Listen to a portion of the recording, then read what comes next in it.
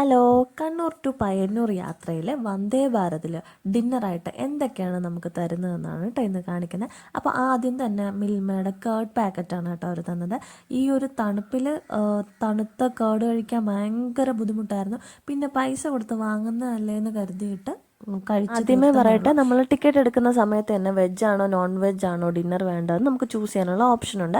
ഇനി അഥവാ നിങ്ങൾ ഫുഡ് ഇൻക്ലൂഡഡ് അല്ലാതെയാണ് ടിക്കറ്റ് എടുത്തതെങ്കിലും ഡോണ്ട് വെറി, നമുക്ക് ട്രെയിനകത്ത് കയറി കഴിഞ്ഞിട്ട് അവർ ഫുഡ് പ്രൊവൈഡ് ചെയ്യുന്നുണ്ട്. നമ്മൾ അപ്പോഴതിൻ്റെ എത്രയാണോ എക്സ്പെൻസ് എന്ന് വെച്ചാൽ അത് പേ ചെയ്താൽ മതിയാവും. അതുപോലെ തന്നെ സ്വീറ്റ്സ്, നമ്മളൊരു വാട്ടർ ബോട്ടിൽ പോലും കൊണ്ടുപോകേണ്ട കാര്യമില്ല, എല്ലാം അവരവിടുന്ന് പ്രൊവൈഡ് ചെയ്യുന്നുണ്ട്. മിനറൽ വാട്ടറൊക്കെ ഓൾറെഡി ടിക്കറ്റിൽ ഇൻക്ലൂഡഡ് ആയിട്ട് വരുന്നതാണ്, അതിന് എക്സ്ട്രാ പേയ്മെൻ്റ് ഇല്ല. അല്ലാതെ നമ്മൾ ചോക്ലേറ്റ്സോ സ്വീറ്റ്സോ എന്ത് വാങ്ങുന്നുണ്ടെങ്കിലും ടിക്കറ്റിൽ ഇൻക്ലൂഡ് ചെയ്യപ്പെടാത്തതാണെങ്കിൽ നമ്മൾ എക്സ്ട്രാ പേയ്മെൻറ്റ് അപ്പോൾ ചെയ്താൽ മതിയാവും.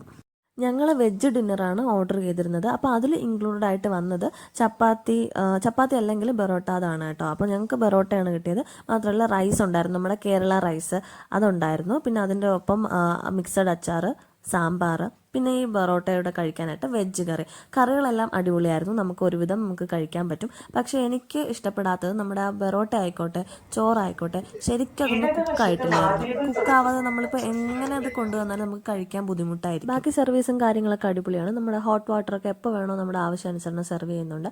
അപ്പോൾ ഇപ്പോൾ കാണിച്ച ഈ ഡിന്നറിൻ്റെ 220 ആണ് കേട്ടോ റേറ്റ് വരുന്നത്.